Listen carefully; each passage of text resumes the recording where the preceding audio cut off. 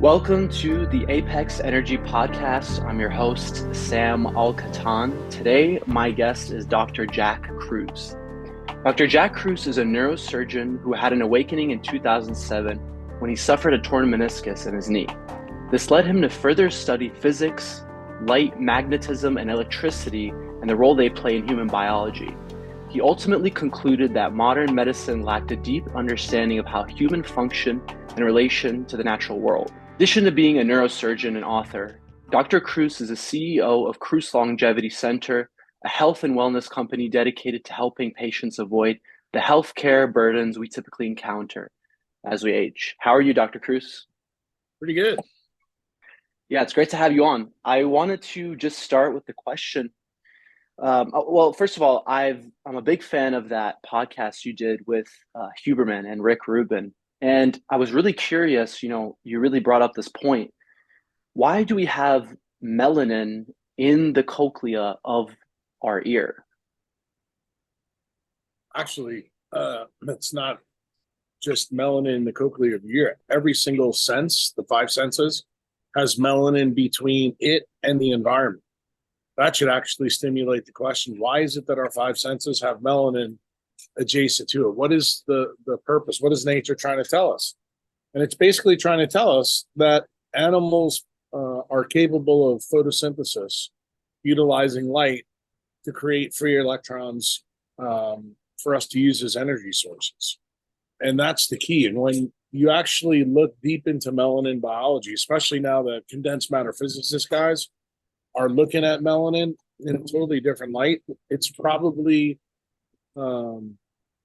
the most efficient photovoltaic that's out there. And the irony is they don't even know truly what the chemical formula is even today.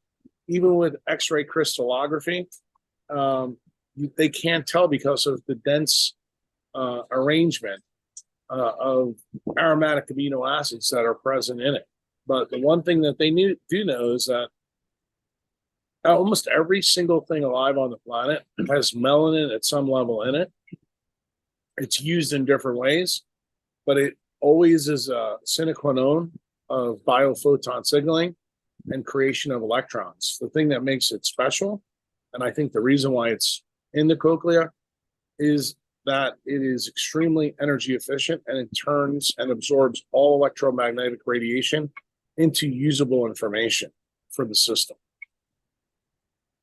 Okay, so what do you mean specifically when you say in that podcast that we hear light and turn it into sound? Like, Just what I how does said. that work?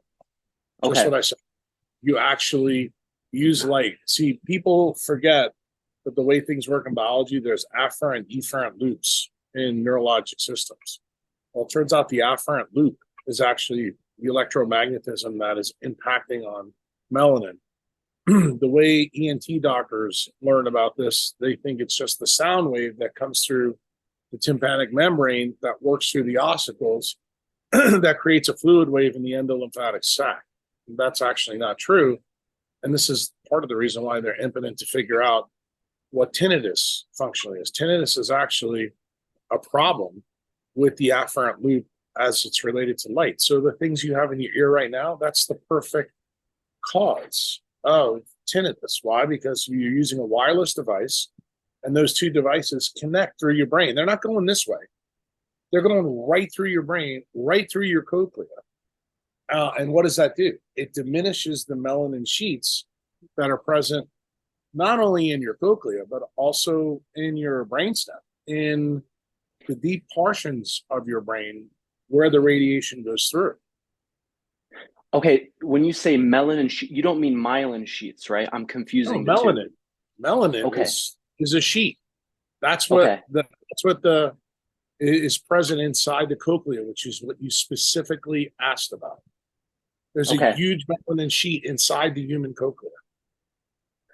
That's really interesting that you say that because 3 years ago, actually, I woke up one day with just like a headache, and I had chronic fatigue, and I had this condition and tinnitus. My ears were ringing, and it never went away, ever. So I wonder if that really has something to do with the non-native EMFs, like you're saying. From what I know, Dr. Max Goldhain told me that the way it affects mitochondria or mitochondrial function is that it affects the amount of calcium that gets Well, regulated EMF in and out. Yeah. EMF it affects calcium efflux, and that affects the free radical signal that's generated. But melanin is more proximal to that system. Melanin actually creates electrons for mitochondria to use. In fact, any place you see melanin sheets inside the human body, you'll almost always find that they're adjacent to the outer mitochondrial membrane. Why is that? Because they're generating free electrons from electromagnetic signals that are generated inside of cells, meaning endogenous electromagnetic signals that are coming from mitochondrial metabolism. That's what we call biophotons. Okay. And the formation of those free radicals from oxygen and nitrogen, that's in contemporary medicine, that's considered a bad thing. That's inflammation, right? Well, even that's changing in centralized medicine. I would say, yeah, when I first went through medical school, it was considered a bad thing. Now they're beginning to realize, probably since 1999. In fact, today on Twitter, I actually posted a podcast that I just did that I was calling out some of the diet gurus. And it's a little thread on cancer. And I try to explain to people that the superoxide and hydrogen peroxide, the first paper that actually started to turn the page on the idea that they were always bad, was written in Nature in 1999. And actually, there's an excerpt of that in there, specifically in how it affects the membranes of mammalian cells. And it turns out the free radical pulse actually changes the fidelity of cell membranes to electromagnetic signals. So when you hear that the external membrane can be changed, then you start asking yourself, well, what can happen with the internal membrane when this calcium efflux occurs inside the mitochondria? What does that do to the inner mitochondrial membrane? What does it do to the outer mitochondrial membrane? Then what does it do to the things adjacent to the mitochondria, like the Golgi apparatus or the endoplasmic reticulum, where all these fancy modifications are made after things are done? And you begin to see it changes everything that's manufactured in a cell. And then you begin to see, well, this starts to make sense about why there's problems with wound healing, why there's problems with morphogenesis. You start thinking about more unusual diseases like autism. You go, this is beginning to make some sense. And it wasn't until the story on free radical signaling changed. Like I said, we're talking 25 years ago, but it generally takes 25 years to go from benchtop research to changing clinical medicine. And that change is just beginning to happen now. But the implications of that change, we're still 25 years behind. And my work is way, way in front. I think some of the stuff that I teach people is literally 50 years in front of where your normal PCP is right now, especially in diseases like cancer. There's a lot of the diet and food gurus out there like Thomas Siegfried that want to have people believe that all cancer can be explained by metabolism. And that's a half truth. Food can't change cancer at all. Okay, that's total bullshit. But the interesting thing is where he is correct, that cancer is a mitochondrial disease. Why? Because the biophoton spectrum that's created from metabolism is altered.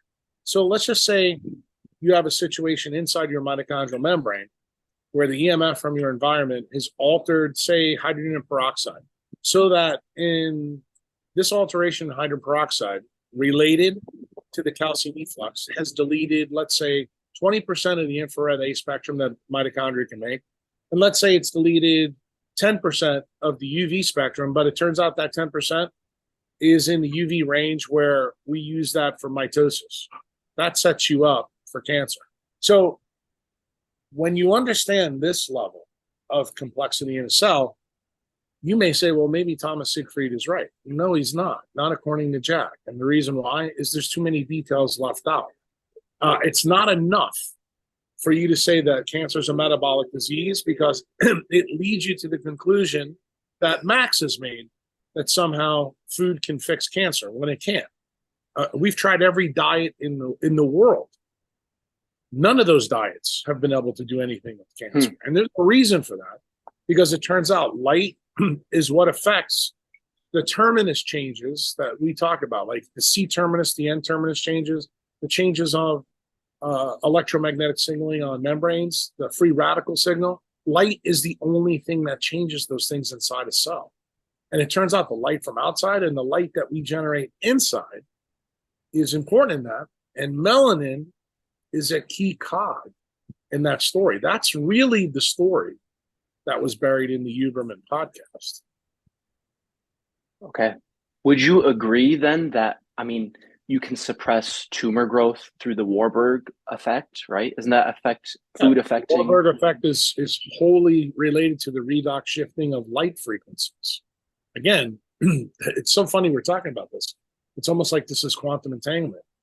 Literally 15 minutes ago on Twitter, there's 13 tweets out about this very topic, about actually how the Warburg effect is wholly related to spectral and frequency changes both in and outside of the cell. And remember, those are electromagnetic, signals. And it turns out, what does melanin functionally do? It deciphers electromagnetic signals, similar to what a mitochondria does. So when you think about it, melanin and a mitochondria act like a Turing machine. That's exactly what they're doing. And the way in which they're put together is the key to understanding human disease. In other words, if you're missing some key parts of the story, you're going to suffer from a Dunning-Kruger effect. Then you're going to go down pathways that you probably shouldn't go, which is my problem with, trying to keep people on point. I want them to realize that, food's important, exercise is important, but it's not even close to the top of the list. And the proof that I'm right is there's people walking around with gorgeous facades like Michelangelo's David that have neuroendocrine tumors in their pancreas, that have meningiomas in their head, and who have type 1 diabetes. But because they look good, everybody on fucking Instagram thinks that, whatever they believe is true. And the flip side of this story, or the flip side of this argument, really always makes me chuckle. These guys that look so good, I'll put them in a room with me and let's talk about science and how they think. My brain operates way better than theirs does. So what's more important, the mitochondria that's in your muscles or the mitochondria in your brain? I mean, if we're gorillas, I think they win. But we're silly talking. We bury it here in our hearts. And what I guess I'm trying to say to people, especially when I do podcasts, is I want you to be directionally accurate, from an evolutionary standpoint. Understand that while people may get part of the story right, we can't have just part of the story right. We got to have it all right. And I'm not telling you I got it all right, because I don't think I do either. But I can tell you this, I'm more right than they are. That I know. Okay.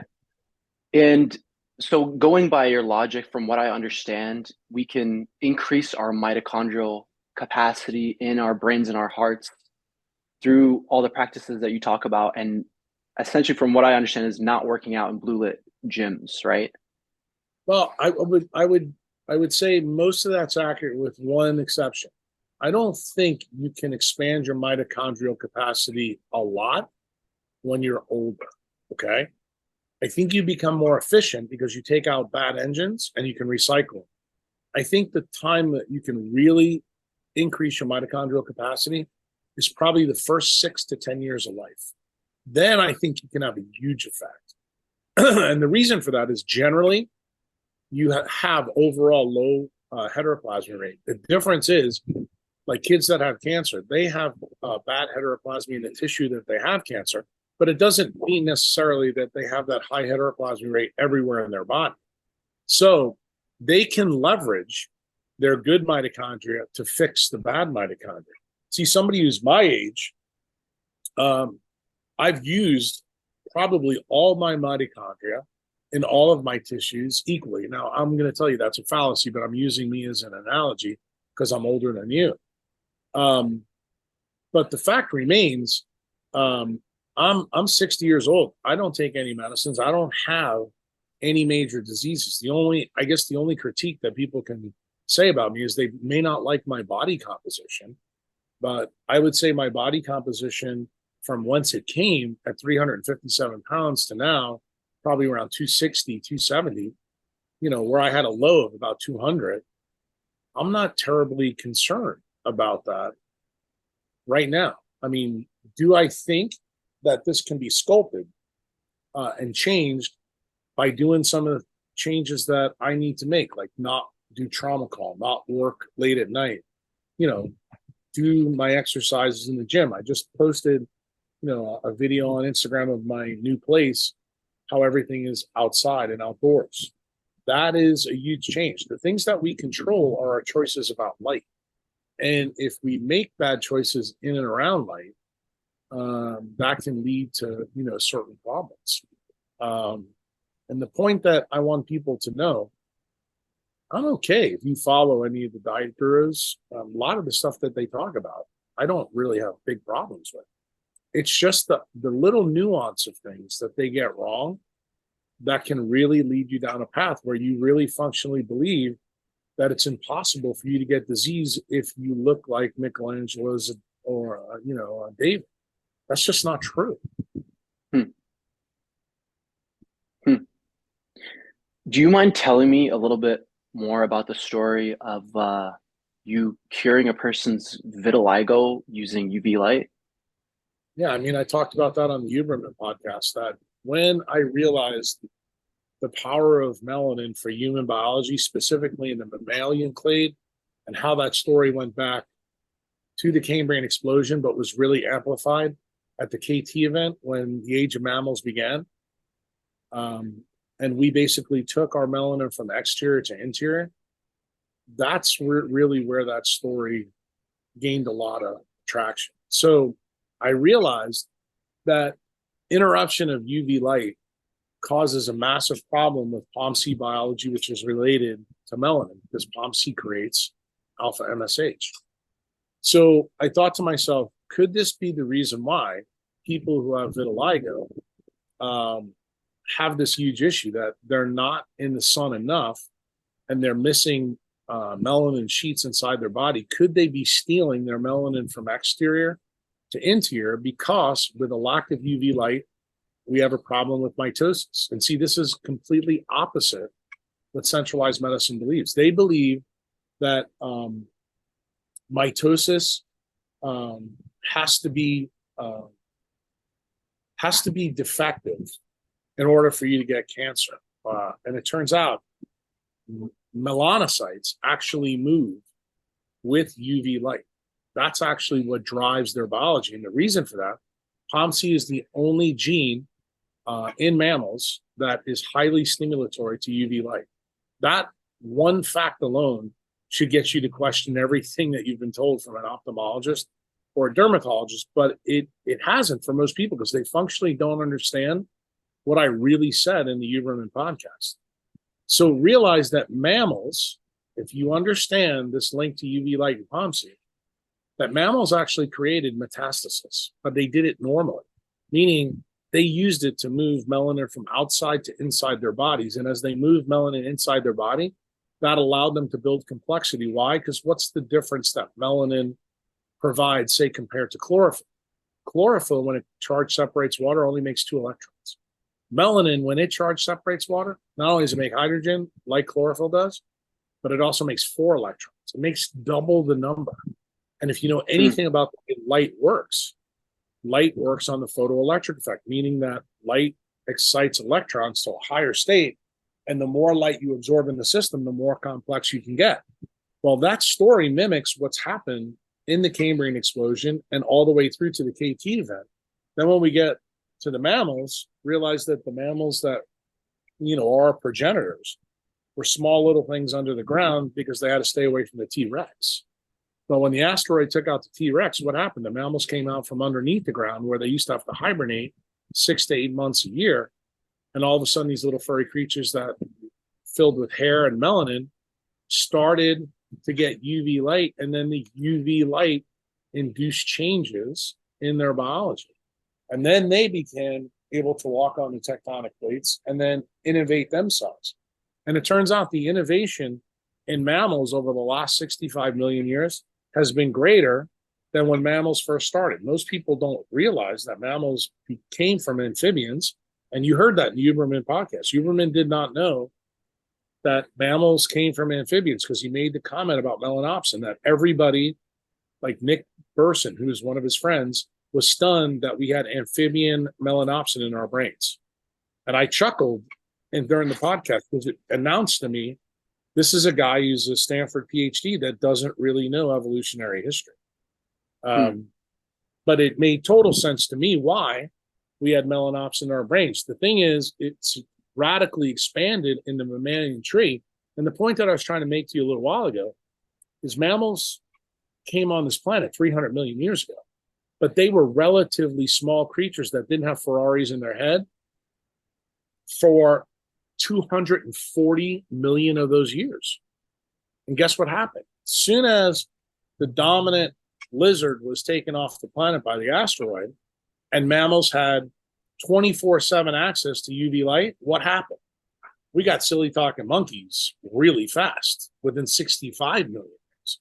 So when you think about just the physics or the thermodynamics of 245 versus 65, there was no humanoid creatures the first 245 million years. So you got to ask yourself a question, why is that? And it turns out we kept amplifying the wideband semiconductor melanin in our interiors, and we stole them from the exterior. So why did this idea lead me back to vitiligo? It's like, well, I need to find a black person with vitiligo and see if I can somehow steal some of their melanin from inside to put it back on their outside by utilizing infrared A and UV light. And if my thesis is correct, that mammals innovated metastasis and it's normal in melanocytes, this change should happen relatively fast. Why? Because I told you the story about the asteroid and how it was interrupted with photosynthesis. There's no way that mammals could have survived longer than probably a year without light. We know that photosynthesis controls the entire food web. So I thought to myself, there's got to be a mechanism behind this that tells us this didn't last 100 years. It didn't last 1,000 years. It was short. So my analogy was vitiligo. Let's see if I can repopulate melanocytes on a silly talking monkey's face. And I was able to do that in short several weeks when I got them, to do certain things. Now, I did realize by doing this that I could worsen some of their metabolic issues that were present. And it turned out that I did. And that actually was added fuel to the fire. But I'd love to tell you that I had thought about that initially. No, I thought about it after the person came back and said, since I'm using these two lights, my diabetes is getting worse. And I thought about it and I was like, okay, now I think I understand even better that when you steal the melanin from inside, you actually can make metabolism worse. So the key is we need a chronic stimulus on the outside of UV light. And as a young man, my profession these days want to block you from UV light. A guy like Sam, where he lives down in Australia, they really block the UV light, which tells you kind of why they have some of the unusual autoimmune conditions, electrohypersensitivity, and the melanoma and skin cancer story that they have down there. And when I saw that in human vitiligo in the 21st century, the early 21st century, could be reversed that quick, it made me realize that what happened to those little mammals at the time of the KT event didn't take as long as we all think from an evolutionary biology standpoint. And I'm not going to tell you I know exactly how long it took, but this experiment told me that these melanocytes respond to UV light way faster. And that's when I jumped down the whole POMC, rabbit hole. And when I found out that POMC, this gene, was amplified in mammals from the KT event, especially in their neurologic system and especially in their immune system, all of a sudden, human evolution began to make a lot of sense to me. Began to really, really change the way I thought about everything. It changed also the way I felt about cancer, because I was like, look, right now, metastasis in melanin has a really bad connotation. But it turns out it really doesn't. It's actually how melanoma or melanocytes work. So when you get melanoma on your skin, it's because you have no melanin sheets inside. And the melanin sheets are going through their normal migratory pathways that you had as an embryo, going back to the skin dermatome they were at, and they're looking for the UV light stimulus so that they can undergo mitosis and then regain their position in the cell cycle.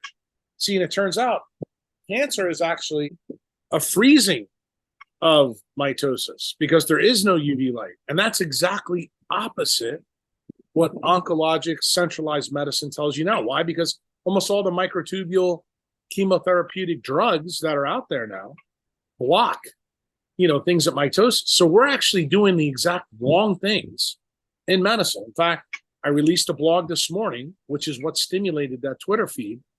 It's called Quantum Engineering number 62, and it has a very provocative title. Have we totally shit the bed, on our ideas around cancer? And the blog shouldn't be new information, to anybody who's been following me, but it's a continuation of the implications that I brought to the Huberman podcast. Why? Because I don't think I've really talked about all the implications of that Huberman podcast. Like, I agree with you that I've been contacted by many people since the podcast has gone live because the ideas that I presented really interested people. Why? Because they had never heard these ideas before. And then when you think about them from a teleologic sense, from an evolutionary sense, you begin to put things together and you realize you're never going to have this idea unless you fundamentally understand how light and light frequencies interacts with matter, and how magnetism controls free radical signaling, and then how water actually deciphers electromagnetic codes to act as a battery. It's an electromagnetic capacitor for sunlight. And when you see all those parts together in your own head, kind of like the end of the Da Vinci Code, you start to realize, a lot of the stuff that we believe is absolutely total bullshit, which I also said in the Human podcast. And now, hopefully it gives, you guys in podcasting world, the audience out there, the people that think I'm batshit crazy, an idea of why I think the way I think and why I've changed my opinion from where it was the first 40 years of my life when I was fully centralized. When I thought about things the way the food gurus thought about. I'm no different than them. I just think my thinking is further evolved down this pathway because of the lessons that I learned in evolutionary biology and the physics of organisms. When you marry those two concepts together, I don't think this is really difficult to get. Okay. And so why do you consider how are the Sherpas considered to be superhuman? Is it just because they're in the sun all the time? They weigh about 120 to 140 pounds.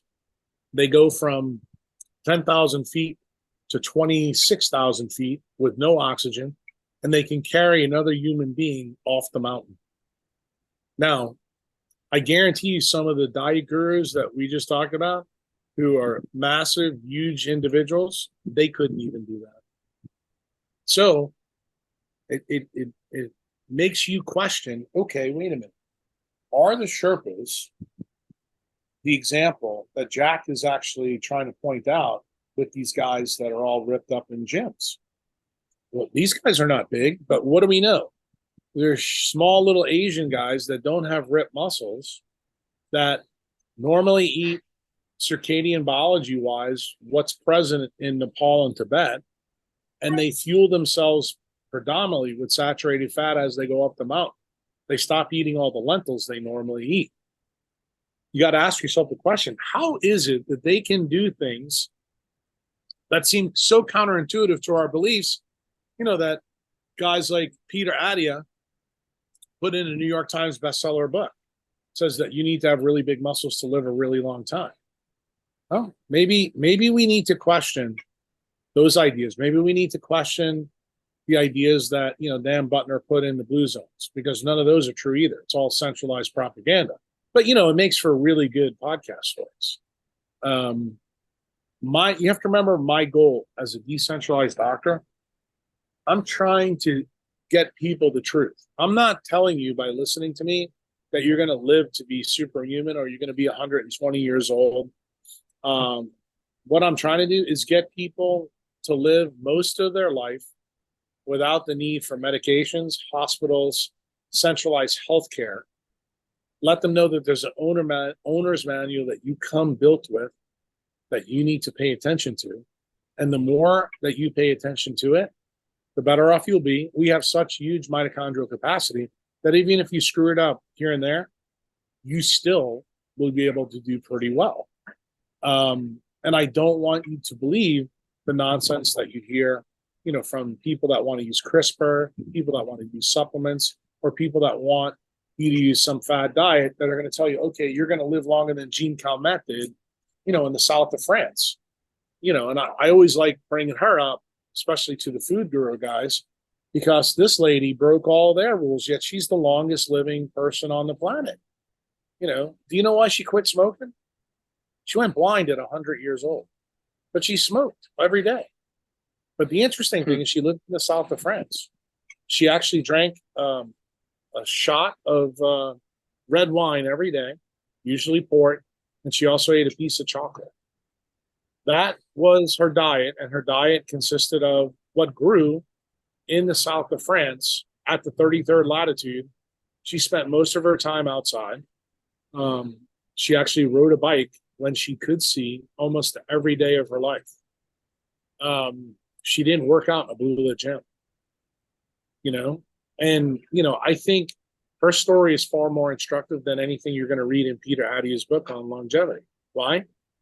Because there's clues and there's hints in there. And then I think when you look at other super centenarians that lived after her, that are now really studied in, like Nir Barzilai at Albert Einstein, you begin to see a radically different picture than what the food guru guys paint. So this is the reason why I go after those guys. I'm basically telling the public, look, it's okay for you to believe them. Most people always get screwed by slick marketing or the facade or the surface story. I'm not interested in those people. Those people, I just delete them off Twitter. Why? Because evolution has a game plan for them. They'll get taken out by their own beliefs. I'm interested in the people, like a guy like you who says, you know what? I listened to that podcast. I'm interested in what you had to say. Don't say that I believe it all, but let me ask you some questions about it. Let's do some informed consent when we do a podcast so that I can understand your perspective a little bit better and why you have different nuances than those guys. I mean, we can sit and talk about the commonalities between me and the food gurus because there's some, and I would probably tell you there's a lot, but I don't think that that's important. I think where we're different is the key, and why we're different is the key. I can tell you that it's wholly based on an understanding of the physics of organisms. Diet and food gurus have no understanding of the physics of organisms. Probably the best diet guide that I gave you is Thomas Siegfried, which I think most people know, but he stops. He's not a mitochondrial. He just stops at the biochemical level of understanding and says, okay, that's it. That's what cancer is. Okay, well, if he's right, then show me the diet that reverses cancer. Doesn't happen. Okay? Doesn't happen. And therein lies the issue. And the other thing that I love to point out is I like to use cancer as the teaching method of the biophysics decentralized medicine platform. Realize that we started a war on cancer in 1971 with Richard Nixon. We spent ungodly amounts of money and we've made no impact on cancer at all. In fact, cancer today is still one of the things that is destroying us. And the reason for that is because the way we're looking at the problem is wrong. We're looking at it from the diet guru effect. We're looking at it from the RNA, DNA. We're not looking at it thermodynamically from the mitochondrial DNA side. And that's the reason I like to highlight this disease. Are you familiar with Dr. Gabor Mate's work and his view on cancer and him saying that it's like more of like a psychological trauma that the person experiences and doesn't even know, and they just have a personality that stresses them out for the rest of their lives. Are you familiar with his work? Yep, I am. And the funny part is, again, he's like Siegfried. Siegfried has a partial truth, sells it as a full answer. So does this gentleman. So here's the irony. In that gene that we just talked about earlier, POMC, you know what the first cleavage product is in POMC? ACTH. That's the stress hormone. So guess what? He's correct, but not fully correct. Okay. Yeah, gotcha. Okay, and I wanted to ask you also about contact lenses. I'm someone who wears contact lenses. I've been wearing them for over 5 years, and I wanted to know maybe what are some of the adverse effects of wearing them? Well, it's pretty simple. Last time you probably looked at your cornea and lens was a while ago, but you know that they're clear, right? There's no blood vessels in there. So the first question you should have as an inquiring young human is, how does my cornea and lens get oxygen if there's no blood vessel in there? Guess what the answer is? Gets it from the ambient air in front of your face. How do you like that? So if you put a tarp over your cornea, what do you think that does to the terminal electron acceptor called oxygen to the mitochondria in the pathways in the eye that go all the way back in your brain? It causes something called pseudo hypoxia. What do we know from the diet and food gurus? Here's one paper that they got right, written by David Sinclair in 2013 in Cell Metabolism. That pseudohypoxia is associated with drop of NAD positive at cytochrome 1. Oh, so that means we drop the redox potential of mitochondria distal to anything that causes pseudohypoxia. Well, contact lenses do the same thing that non-native EMF does, because guess what non-native EMF causes? Functionally, causes hypoxia in cells. So if you take oxygen away from cells, you think that's a net negative good thing or bad thing? Yeah, See, you definitely answered bad. your own question. And then here's the second part. When you do it on a chronic basis, do you think that that might change the free radical signaling in the pathway? Since you yourself, about 25 minutes ago, told me that from oxygen, we create all the free radicals that are oxygen liberated. Do you understand now why these chemicals that are now thought of as signaling chemicals that are good, if you take oxygen away, you're taking away some of the good chemical signaling that occurs in the leptin melanocortin pathway. So, do you understand now why I always use the analogy of an orange tree? Everybody understands an orange tree. When you put a tarp over it, you don't get oranges. Well, do you think that you make free radicals? Do you think that your mitochondria are happy when you put a contact over your cornea? No, you can see it's the exact same story. The problem is you never actually thought about the physics of organisms to answer your own question. So this is the reason why I have a problem with glasses, why I have a problem with sunglasses, why I have a problem with contacts, why I have a problem with lots of things. Anything that changes the spectral frequency that your brain relies on, you got an issue. Okay. Even when you have walls in your house. Does it reflect, does it affect the refraction of light, or does that not matter? It affects the refraction of light that's present. But remember, in the visible spectrum, what light bends the most? Blue light. Most UV light is absorbed by the melanin in the RPE, and we get that. But blue light is the part of the light spectrum that we used to see that's bent the most, and this is the reason why blue light causes a big problem. It's also the reason why the melanopsin receptor in the retina is in the periphery, not in the center. It's not by the fovea. Okay. I'm really curious about this story that you told. Do you mind just retelling the story of the person in Nashville who had this French fry craving after getting a heart transplant? Yeah. Well, this was a case a long time ago where a young kid was killed at a drive-thru in a McDonald's. And I was the person that was in charge of taking care of him. He wound up going on to brain death, and I talked to the family about donating his organs. They agreed with, our discussion, after we had informed consent.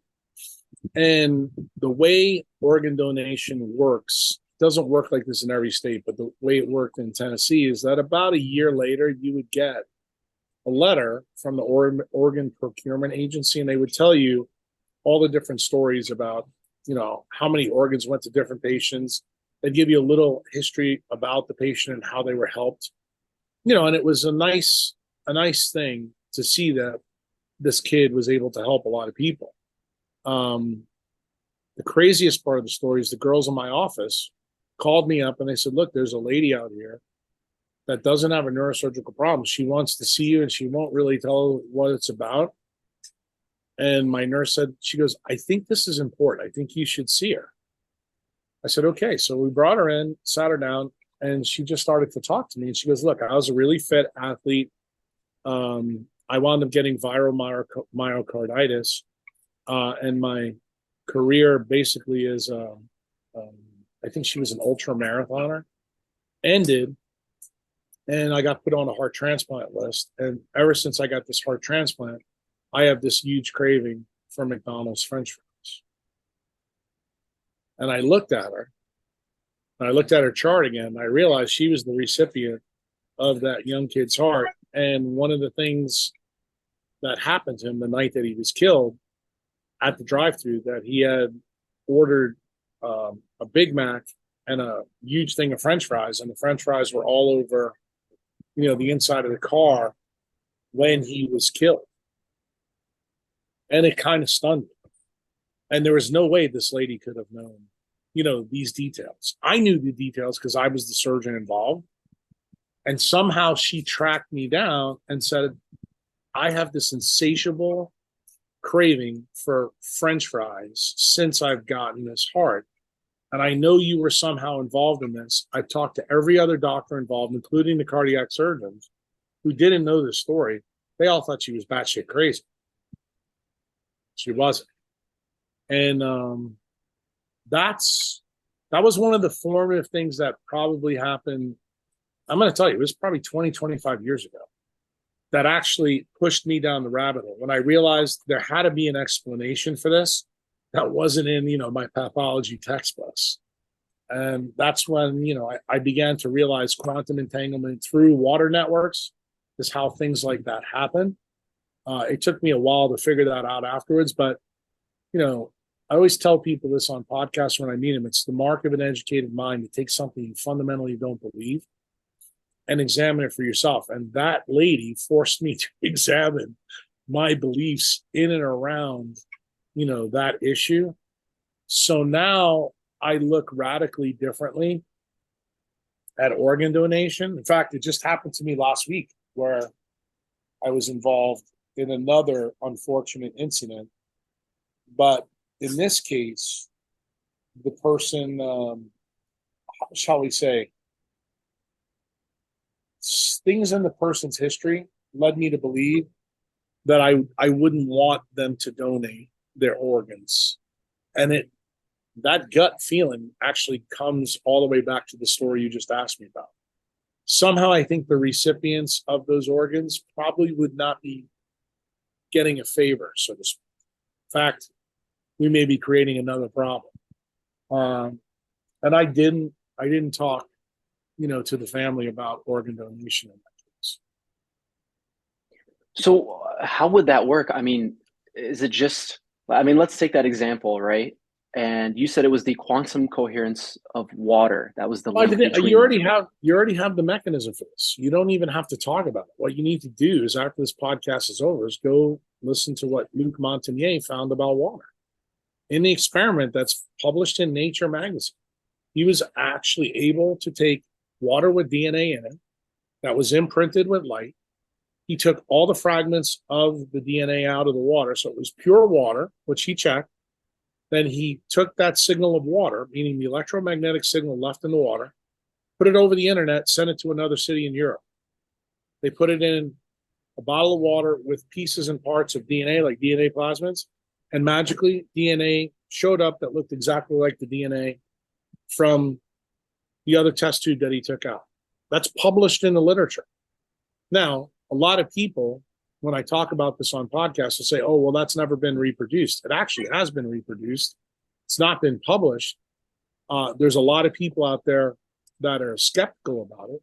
But the bottom line is what you shouldn't be skeptical about is DNA emits an electromagnetic fingerprint.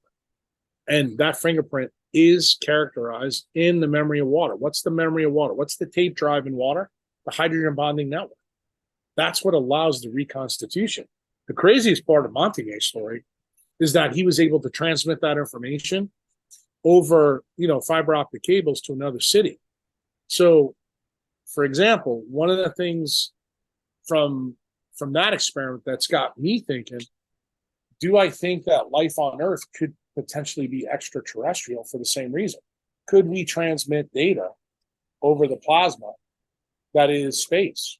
And could it come here, let's say, from an asteroid or from a comet or, a meteor? It could be anything. But we know that things traverse things in space.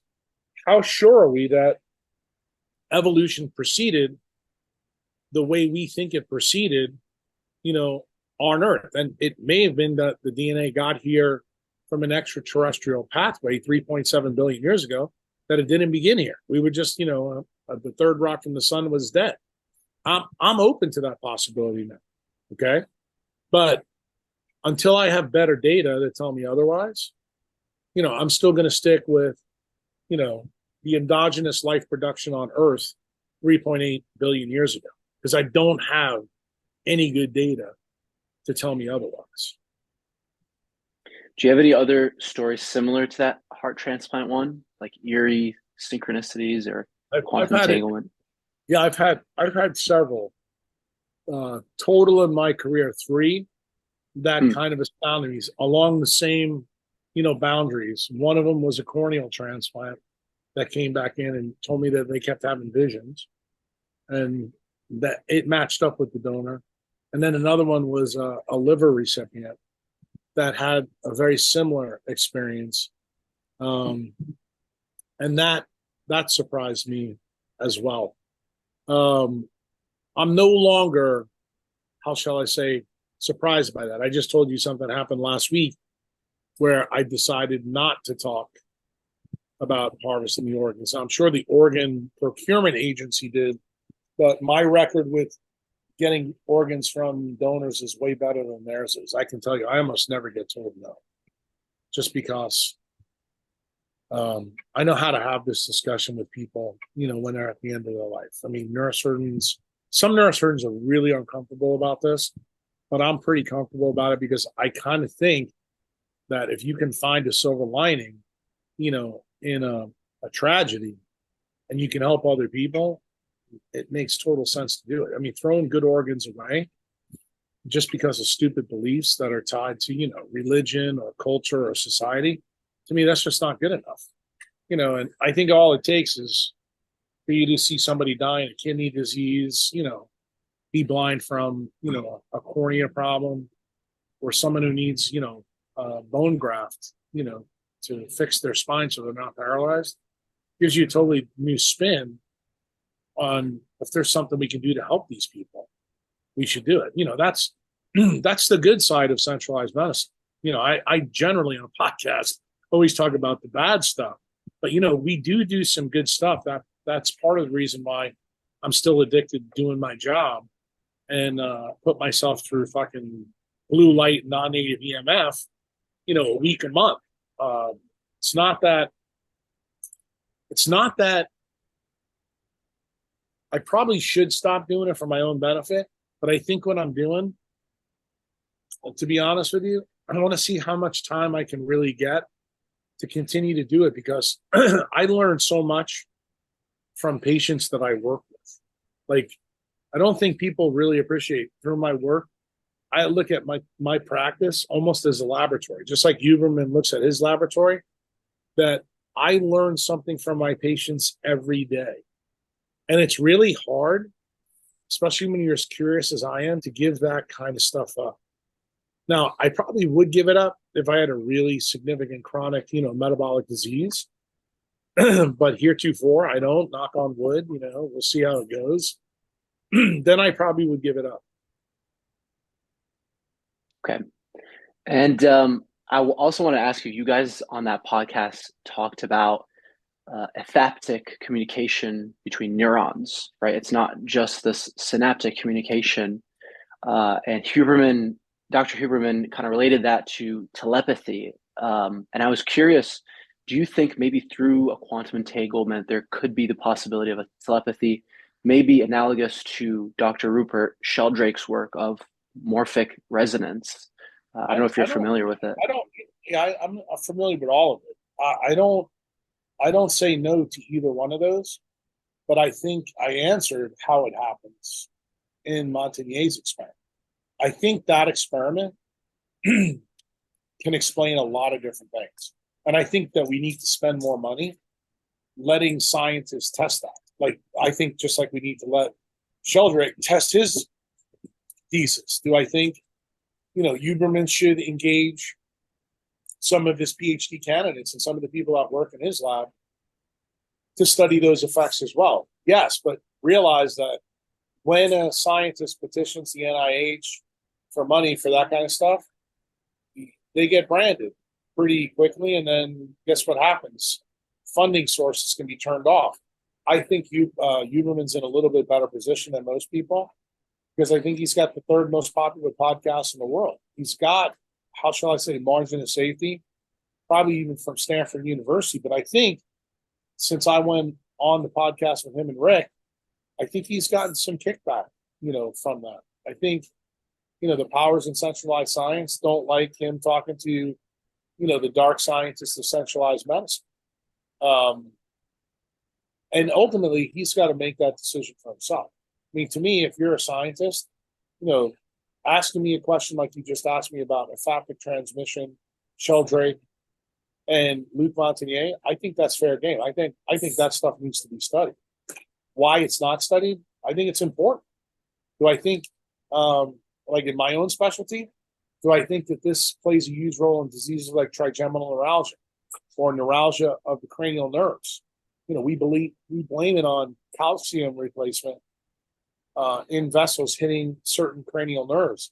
I'm not so sure I believe that all the time. Do I believe that calcification from melanopsin damage in those vessels can cause trigeminal neuralgia? Yeah, I've seen it myself in my career. I've actually done surgeries to fix that. But I've done enough trigeminal neuralgia surgeries where the blood vessels look perfectly pristine. There was no damage there, but yet the person still had trigeminal neuralgia or glossopharyngeal neuralgia, and I couldn't explain it. And yet, I opened their head up and told them that I think this is what has to happen. That's the centralized, viewpoint. And when you go in there as a neurosurgeon and you're like, there's no place for me to put a Teflon sponge in their brain to protect the cranial nerve, it kind of, when you're closing that case up, it makes you feel like, what am I missing? And it turns out these are the things you're missing. And the reason you're missing it is because no one in science is doing that basic research. And does that go the same way for occipital neuralgia? Just all the Right. Okay. Yeah, because I originally thought with my condition that I had occipital neuralgia because I had this like pain in the nerve right behind my head here, and I couldn't figure it out. But yeah, doing these practices that you've presented, as well as cold thermogenesis, I was really big into Wim Hof and doing the carnivore diet as well. Just have completely removed all of the symptoms of whatever that was.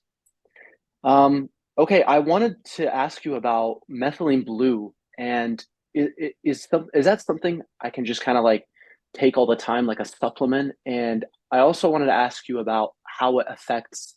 So you said it turns iron from Fe2 into Fe+3, which is ferric Changes the cation. oxidation state. It Yeah. changes the oxidation state of iron, and that changes how it deals with oxygen. But it has other effects. It affects proton tunneling. It affects electron tunneling. It affects actually TCA cycle pharmacokinetics or what we call enzymatic flux. So the short answer to your question is no, it's not for everybody. You need to know what you're doing.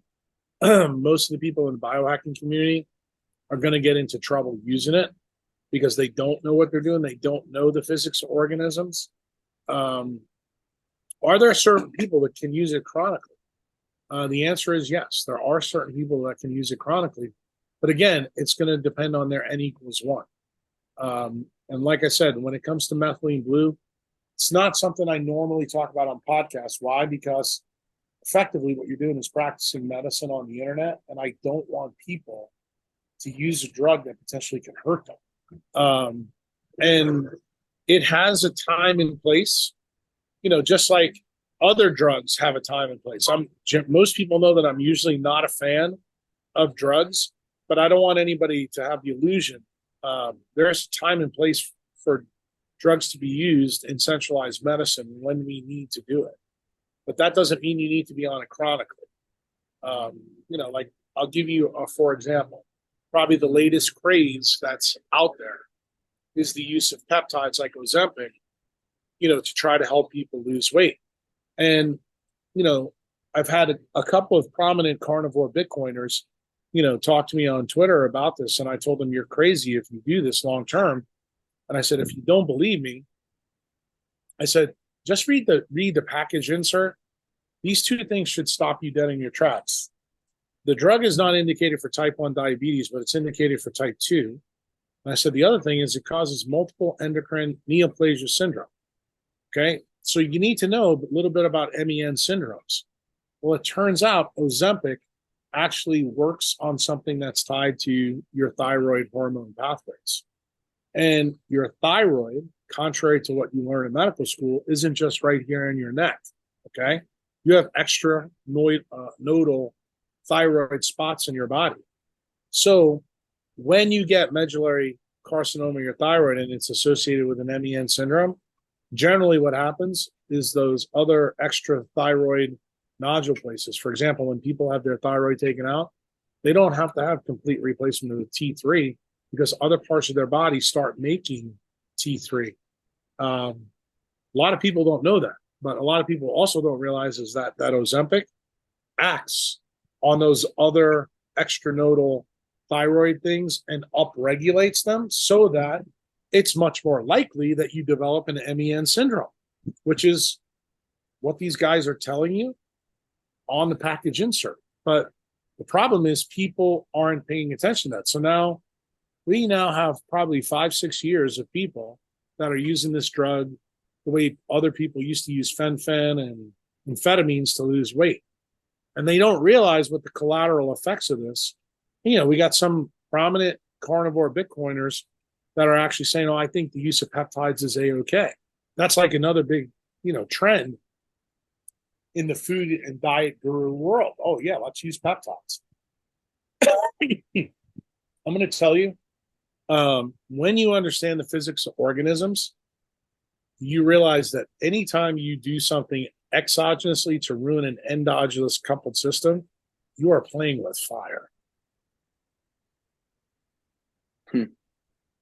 All right, I have 2 more questions. I wanted to ask you, I live in the Middle East, and how would that work with my latitude and seasonal eating? There's nothing that grows here. So should I just resort to... You know why? You live in a geopathic stress zone. You just think about it. What is a desert? Desert has low magnetic flux. Okay. So what's the other thing you need to consider? There's 3 types of photosynthesis on planet Earth: C3, C4, and CAM. You happen to live in a place where CAM is a big deal. So what kind of things kind of grow in that environment? You're pretty limited. So that means your diet would be pretty limited. So how have humans navigated this for 5,000 years? Most of them would eat animals. They live off, figs and olives that come in, but most of the thing happened through trade through the Nile and Euphrates and Tigris rivers. So you begin to realize that the cradle of humanity, which I think is a misnomer because the real cradle happened in the East African Rift, just that where humans settled there, they figured out a way to deal with poor photosynthetic yield. Just because they've been doing it 5,000 years doesn't mean it's a smart move. Like I'm going to tell you, look up in the stars tonight. Look for Mars. It's a dead red planet. It's a desert. What's the lesson? Don't live in a desert. Okay, gotcha.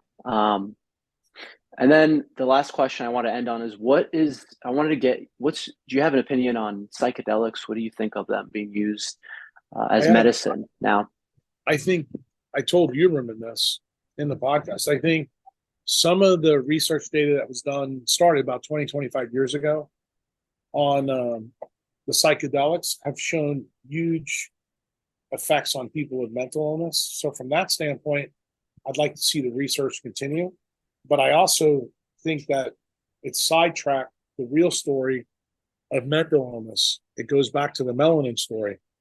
One of the interesting things about the leptin melanocortin pathway, it has two synapses on its primary neurons.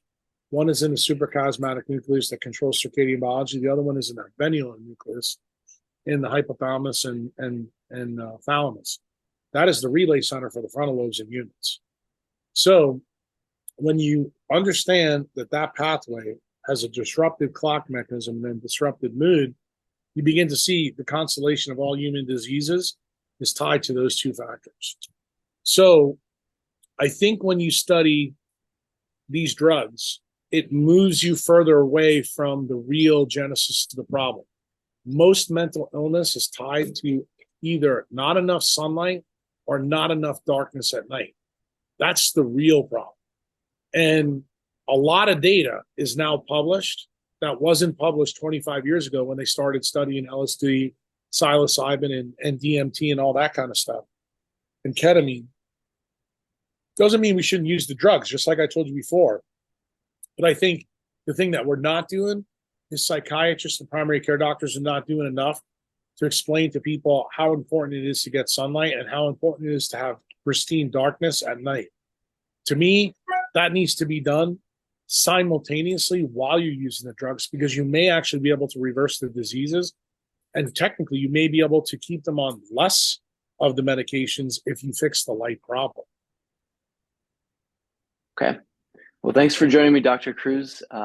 Yeah, it's been awesome, and I could just say you've had a big effect on my life with all this stuff, and since your podcast with Dr. Huberman. So thank you. All right. Take care. Take care.